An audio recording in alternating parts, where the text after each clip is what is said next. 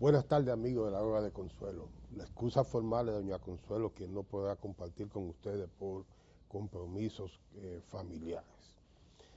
Miren, en el año 2004, ya al terminar su periodo presidencial, el entonces presidente Hipólito Mejía Domínguez, promulgó la ley de migración.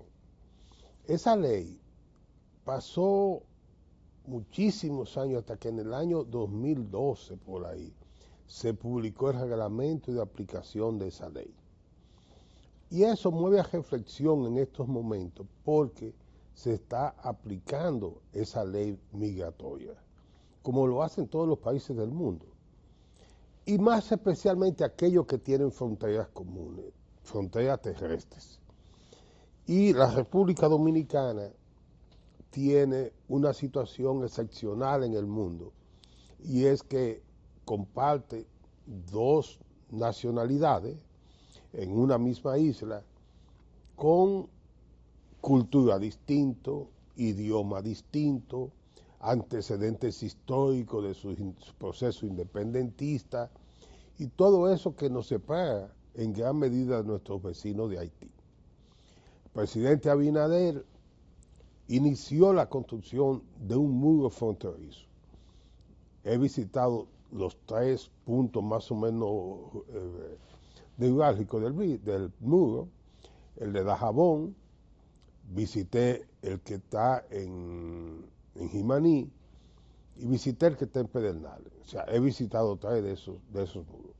No he subido por el lado del aguacate y eso porque cuando fui estaba lloviendo mucho y se hace difícil entrar hasta esa zona, que es la más inhóspita y queda prácticamente en el mismo centro de esa frontera que tenemos. Pero me mueve este comentario porque voy a leer fragmentos de un artículo o una reflexión que hizo la alcaldesa de la capital, Carolina Mejía Gómez, hija de Hipólito Mejía, al visitar la frontera, y ella lo llama como comenzando el proceso interno de aspirantes presidenciales que tiene el Partido Revolucionario Moderno. Ella dice: comencé por la frontera porque en la frontera comienza la patria. Más allá del muro, la frontera que sueña la República Dominicana. Hace algunas semanas inicié una serie de recorridos por distintas regiones del país. No comencé por los centros económicos ni por los núcleos urbanos más visibles. Comencé por la frontera. Y no fue una casualidad ni un gesto simbólico. Fue una decisión profunda, tomada con sentido de responsabilidad, porque en la frontera comienza la patria. Porque es allí donde se expresa con mayor crudeza lo que debemos proteger y con mayor claridad lo que aún debemos construir. La situación que hoy vive nuestra región fronteriza está marcada por una tensión creciente que combina factores migratorios, económicos, de seguridad y de cohesión social. Vuelvo y leo esta parte. Combina factores migratorios, económicos, de seguridad y de cohesión social. La crisis prolongada que atraviesa Haití ha dejado de ser un tema limitado a su territorio. Se ha convertido en un desafío regional. Y para nosotros como nación vecina y que históricamente ha sido solidaria, representa uno de los mayores retos de esta generación. En ese contexto he querido estar allí, escuchar de primera mano, caminar junto a quienes viven el día a día el impacto de esta realidad. He conversado con agricultores que se esfuerzan por mantenerse productivos en medio de la situación, con madres que crían a sus hijos con más fe que certeza, con jóvenes que no quieren abandonar sus pueblos y para quienes podemos construir más razones para quedarse. He visto a soldados dominicanos resguardar nuestra soberanía con disciplina y a funcionarios locales dando la milla extra. Esas vivencias no se olvidan. Desde regímenes autoritarios hasta la total pérdida de control efectivo sobre su territorio, tras el asesinato del presidente Jovenel Moïse, Haití ha sufrido una serie de rupturas institucionales que han debilitado su capacidad de gobernarse y de garantizar seguridad a su población. Las bandas criminales han ocupado ese vacío. Y aunque la comunidad internacional comienza a reaccionar, la realidad es que la República Dominicana ha tenido que enfrentar sola, durante un tiempo que ya resulta inaceptable, la consecuencia directa de ese colapso. Este recorrido no solo reafirma mi compromiso, sino que consolida mi visión de lo que debemos impulsar desde el Estado. La seguridad comienza donde empieza el Estado. Y si el Estado está presente en la frontera con escuelas, hospitales, empleo y presencia institucional firme, entonces también estará más fuerte nuestra soberanía.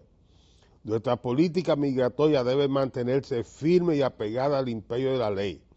No debe abordar únicamente los mecanismos de control, debe ser más integral. Por eso es necesario acompañarla de una agenda de desarrollo para las comunidades dominicanas que viven en la frontera. Podemos hablar de soberanía y hablar también de salud, de educación y de infraestructura, de empleo. Por eso comencé por ahí, porque la frontera no es un lugar que marca el fin, es el lugar donde comienza la patria, y es de allí donde también debemos empezar a construir el país que soñamos. Si algo he aprendido en el servicio público, es que se lidera desde la cercanía, diciendo presente donde hace falta estar, y no desde donde resulte más cómodo. Sueño con una frontera que deje de ser vista solo como una línea divisoria y se convierta en un eje estratégico de desarrollo nacional. No se trata solo de presencia física del Estado, sino de construir una visión de país donde cada región, especialmente esta, sea la parte activa del porvenir. Que la historia no diga que miramos hacia el otro lado, que diga que supimos responder con valentía, con justicia y con visión. Mi felicitación a Carolina Mejía Gómez por esta reflexión sobre la responsabilidad del Estado con relación a la frontera. Y si la ven en el fondo, tiene hasta diferencias de criterio con algunas expresiones y posiciones del presidente Hipólito Mejía. Felicitar a Carolina Mejía por esta reflexión. Mire, señores, en el día de hoy se ha anunciado que el Intran comienza unos planes de ordenamiento vial en el Distrito Nacional del Gran Santo Domingo. Mire, el problema del tránsito, si ven, se ve como algo nacional, porque es en el Gran Santo Domingo y en el Gran Santiago donde tienen mayor conflicto, y algo de dificultades en la parte este, especialmente Higüey y La Romana. Pero de ahí hacia allá, el problema vial no es de tanta trascendencia. Puede haber algo en San Cristóbal, que ahora la circunvalación de Banit y de Asua resuelven gran parte de lo que es la dificultad vial en esas dos importantes cabeceras de provincia. Y a partir de ahí, todo se mueve con más orden y tranquilidad. Pero quiero advertir lo siguiente. Mire, hoy pasé por Naco y en la calle de Arancuén, ahí hay unos restaurantes que han comenzado y mantienen la colocación de conos y una nueva modalidad, y es que están poniendo en la vía sillas para que sirvan de control al que se va a estacionar ahí, o reservando espacios de estacionamiento para clientes o para empleados o propietarios de esos negocios. Lo digo porque si vamos a organizar, es organizarlo a todos, como dice el cuento de la monjita. No es posible que para los privilegiados de Naco tengamos un criterio y que para los del otro lado del pueblo, de la ciudad, tengamos otro criterio. No es posible que frente a los conductores de vehículos de servicio público de transporte tengamos una visión y que el que va en su vehículo privado tengamos otra visión. Entonces hay que medirlo igual a todos por igual. Hay que organizar la ciudad. La ciudad ha crecido de manera desmesurada, con edificaciones altísimas, apartamentos por doquier, pero con las mismas vías de cuando era una ciudad prácticamente rural. Por lo tanto, se impone que en el Gran Santo Domingo y especialmente en el Distrito Nacional y Santo Domingo Este se definan políticas públicas de la permisología para la construcción de edificaciones de alta densidad que también generan una alta densidad poblacional. Cuando usted, donde habían 2 viviendas unifamiliares, donde compartían 8 o 10 personas, incluyendo el servicio, y usted la transforma, la demuele, y hace un edificio de 16 niveles y 32 apartamentos, que si usted lo pone por 5, estamos hablando de 200 y pico de personas. Pero si a eso usted le suma no solamente esos 200 y pico, sino que hay apartamentos de esos, que hay un vehículo para el señor de la casa, uno para la señora porque va a un sitio de trabajo laboral distinto, y uno para los muchachos moverse hacia la universidad. Todo eso entonces aumentamos el peso vehicular. Si a eso le sumamos que no tenemos un transporte colectivo organizado y de calidad, entonces tenemos los carritos de concho y las guaguitas voladoras. A todo eso es parte del caos. O lo vemos todo como algo integral, o nunca vamos a salir de este tollo, de esta incomodidad, de esta condición de inhabilitable que se está convirtiendo el Gran Santo Domingo. No basta que tengamos grandes rascacielos si eso no está acompañado con una mejor calidad de vida. Y lo digo porque soy de los dominicanos que sufren cada día las dificultades de moverse en el tránsito. No es posible que tengamos metro, que tengamos teleférico y no tengamos las líneas alimentadoras de ese transporte colectivo. Y si ustedes quieren ver eso, vaya usted a la 27 con Máximo Gómez del lado norte, hacia el lado del Centro Olímpico Juan Pablo Duarte, para que usted vea el caos que hay ahí. El caos. Porque se apean del metro, donde venían en un vagón 60, 70 personas, y se montan en unos carritos que cogen 4 o 5, bien apretujados, o en una voladora que coge 20 o 25. Entonces, eso significa que no tenemos una planificación. Y si usted baja un chin más, usted llega hasta la Máximo Gómez, al final, donde está la estación del metro Joaquín Balaguer, antes de llegar al Ministerio de Educación, y entonces usted va a encontrar el otro caos. Si a todo esto le sumamos que la ciudad colonial hasta la fecha es inviable, pero que sí tenemos a gente fiscalizando a ciudadanos ahí, entonces vivimos en una ciudad inviable. Y el tránsito juega un papel fundamental en esto. Súmele usted la mala conducta que hay entre los ciudadanos, donde nadie respeta la condición del peatón, y donde el peatón, por la ocupación de las aceras de alguien que decidió que tiene derecho a comer para él y su familia, pero que no tiene un espacio donde producir sus negocios, te instalan una cocina. Y entonces la ciudad no es más que una gran cocina colectiva.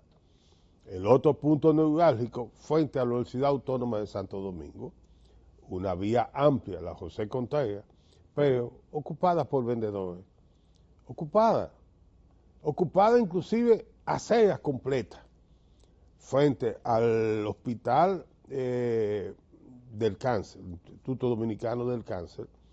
Un señor decidió tomarse la acera por completa y la techó. Y ahí tiene un negocio donde venden ropa, venden alimentos, venden de todo.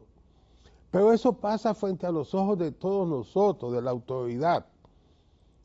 Y ahí envuelve entonces la necesidad de que haya régimen de consecuencias, pero para todos, para todos. Y envuelve también que la propia autoridad cumpla con la norma. Un agente de la DGCET no puede reclamarle a un ciudadano que cumpla la norma de tránsito cuando él anda en un motor sin placa, cuando él anda en un motor sin casco protector, o cuando él anda montando 2 personas más en el motor que él conduce. Entonces, usted no puede reclamar cuando usted no cumple con las normas establecidas. Y la otra noticia importante del día de hoy es que ya se está hablando de anunciar los estudios ambientales para una explotación de una mina en San Juan. Y con eso vamos a tratar de hacer contacto con el profesor Luis Carvajal para que hablemos sobre ese tema. Mientras tanto, vamos a dar una pausa comercial en lo que tratamos de coordinar con el profesor Carvajal.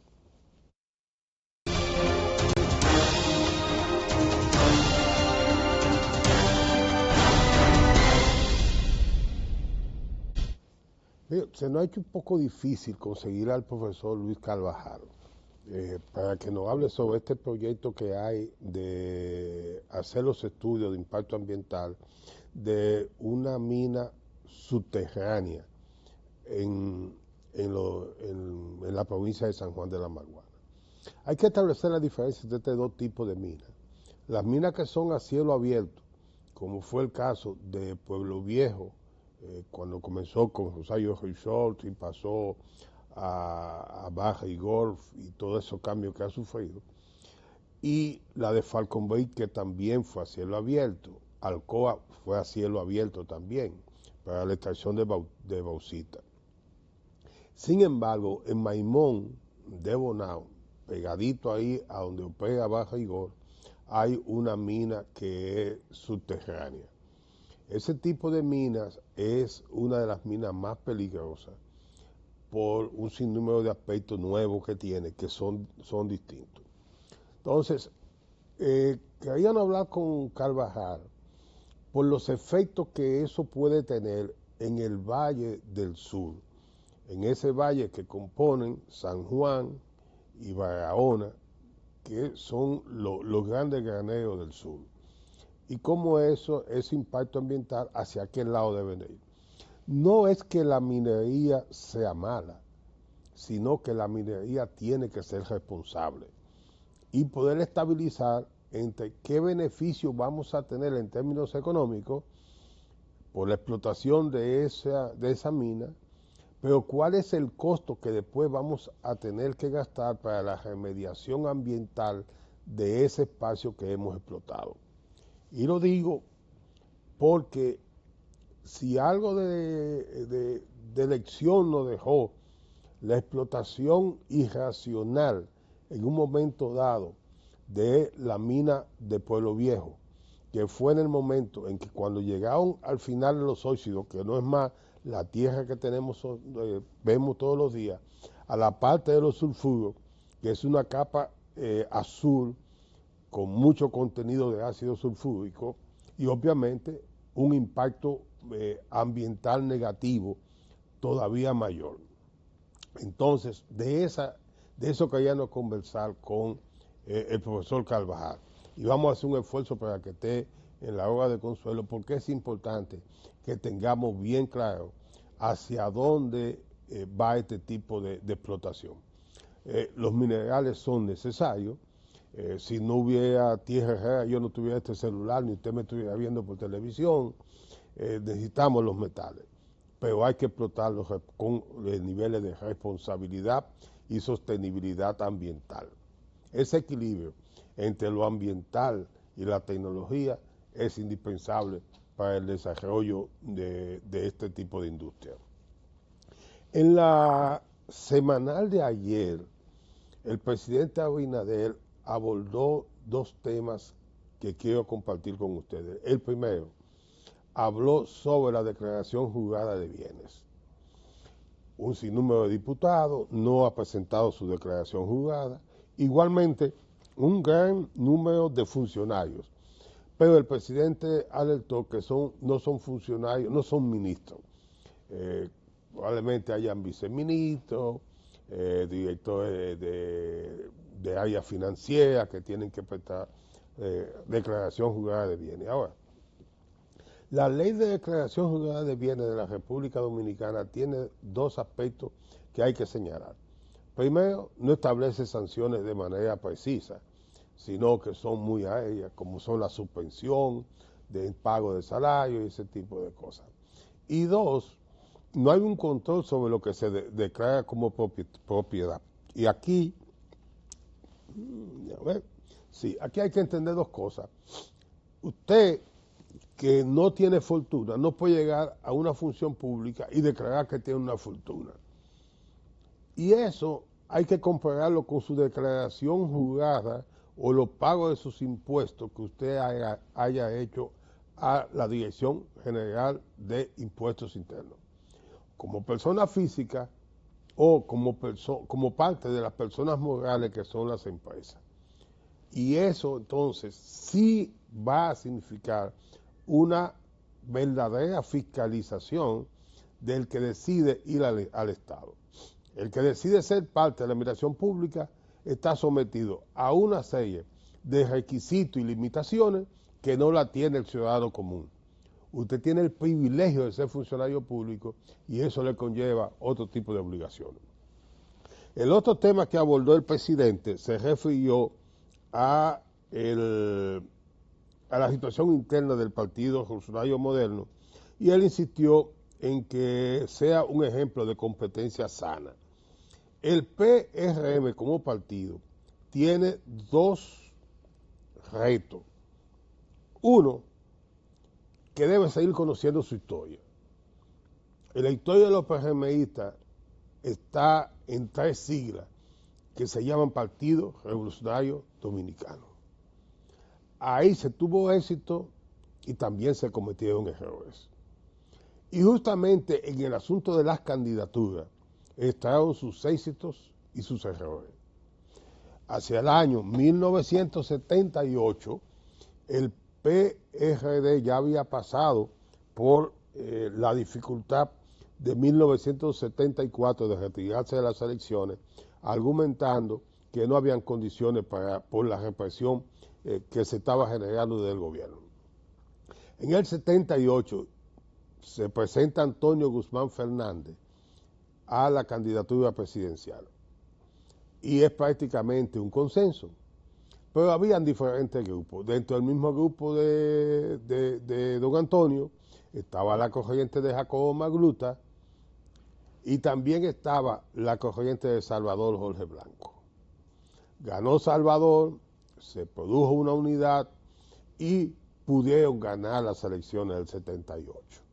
Con sus altas y sus bajas, la intervención y solidaridad y la presión internacional por la preservación del sistema democrático hizo posible que tuvieran esos 4 años de gobierno. En 1982 se impone, 81 en el proceso electoral interno, se impone la candidatura de Salvador Jorge Blanco. Y Salvador Jorge Blanco y su grupo llegaron entonces a determinados niveles de enfrentamiento con la corriente de don Antonio Guzmán. Se comenta, y los historiadores lo recogen, que determinados niveles de presión que se ejerció sobre el presidente Guzmán en función de algunos actos no muy santos o actos de corrupción que se le podían imputar a miembros de su partido, especialmente aquellos álbumes de la corrupción que presentó el Partido de la Liberación Dominicana en su periódico Vanguardia del Pueblo, hicieron que don Antonio tomara la fatal decisión de suicidarse en pleno Palacio Nacional. Pero entre 1982 y 1986, Jacobo Magluta encabezó un sector que desde el Congreso enfrentó al gobierno de Salvador Jorge Blanco. Y eso dio como resultado que en el 86 perdieran las elecciones. Y eso lleva un trauma hasta el año 2000, cuando en un proceso interno gana Hipólito Mejía la candidatura presidencial, pero a los demás competidores lo incluyó entre el tren gubernamental y en las boletas. Y así tenemos que su candidata vicepresidencial fue Milagros Ortiz Bosch, y que dentro de los posibles aspirantes presidenciales estaban los ministros. Pero a mitad de gobierno del presidente Hipólito Mejía, la mitad de su gabinete aspiraba a ser el candidato presidencial. Se produce la crisis financiera de Baninter y a eso se sumó que todos aspiraban. Y ahí se pierden las elecciones del 2004 y tienen que esperar hasta el 2020. En el 2012 se celebra un proceso interno en el que Hipólito Mejía le gana el proceso a Miguel Vargas, pero ahí comienza la división. No pueden sostenerse y pierden esas elecciones. Señores, esa es la historia de este grupo. Hipólito Mejía va como candidato en el 2016 y se hace acompañar de Luis Abinader. En el 2012. En el 16, ya con la división y formado el PRM, compiten Hipólito Mejía y Luis Abinader. Terminado ese proceso, el presidente Mejía reconoce que el candidato es Luis Abinader y lo apoya. Cuando llega el 20, un proceso interno vuelve y le gana Luis Abinader a Hipólito Mejía y es el candidato. Para el 24 compiten entre los competidores, estaba Guido Gómez Mazara, que llega al más alto, cerca de un 5%. Pero ahora, repitiendo la historia del año 2004, medio gabinete de Luis Abinader está aspirando a ser candidato presidencial del PRM. Señores, lo que el presidente ha dicho, hay que firmar un protocolo, porque cuando tenemos un país donde todo el que maneja una nómina pública entiende que puede ser candidato presidencial, vamos por mal camino. Y lo digo porque ante el posible fracaso del sistema de partido, si se sigue produciendo divisiones como la que pasó en el 2019 en el PLD, y si se fractura el Partido Revolucionario Moderno, estamos hablando de la debilidad ya del sistema de partido político. Usted tiene un partido reformista desapareciendo, un PRD desapareciendo, un PLD en cuidados intensivos. Entonces la fortaleza está en el Partido Revolucionario Moderno. Y si esa generación de políticos del PRM no entiende la historia, serán los únicos culpables de que probablemente llegue un vengador contra el sistema de partido, que quizás no lo sea en lo inmediato, pero el proceso de vengador puede provenir de las candidaturas independientes. Para las elecciones del 2028, ya por decisión del Tribunal Constitucional, tendremos candidaturas independientes. Y esas candidaturas son el espacio del vengador social. Y eso aniquila el sistema de partido. Y el sistema de partido se sustenta, la democracia se sustenta en un fuerte sistema de partido. Y la preocupación es válida porque una entidad de la sociedad política civil de la República Dominicana, probablemente la más prestigiosa dentro de todas esas instituciones de la sociedad política civil, acaba de decir que se puede tener democracia sin sistema de partidos políticos. Hace dura crítica a los partidos del sistema. Y nada más fatal que desde ahora comencemos a señalar que no necesitamos partidos políticos. Yo he sido un crítico de que este sistema de partidos políticos funcione como está funcionando hoy. He dicho que no tenemos partidos políticos, sino estructuras electorales que hay que convertir en partidos políticos. Aquí nada más funciona, en gran mayoría, las cúpulas de esas organizaciones electorales. Hay un divorcio entre los que están en la cúpula de estas estructuras y los que están en la parte media y baja de esas estructuras. Y para que funcione como partido, debe haber una correlación y una comunicación institucional que no lo existe. Veo entonces en el grito de alarma del presidente Abinader y su esfuerzo la posibilidad de que no estemos frente al colapso del PRM como partido y obviamente afectando el sistema de partidos. Se dice que los partidos de gobierno no se dividen y nada más falso que eso. En la República Dominicana se han dividido estando en el poder. Se dividieron los reformistas cuando llevaron a Jacinto como candidato presidencial en el año de 1996. Se dividió el PRD en el 2004 cuando Hipólito era presidente y el secretario general de ese mismo partido, en la sazón, el licenciado Atuey de Cans, osó hasta decir que se votara hasta por el diablo y no por la reelección de Hipólito. Y pasó en el PLD entre dos personas que todo el mundo entendía que eran parte de un equipo común, Danilo Medina y Leonel Fernández, terminan en la división que saca al PLD del poder. Hago esta reflexión como un mensaje a los PRMistas que aspiran. No todos tenemos derecho a elegir y ser elegidos, pero no todos tenemos el derecho ni las habilidades para ejercer todas las funciones públicas selectivas.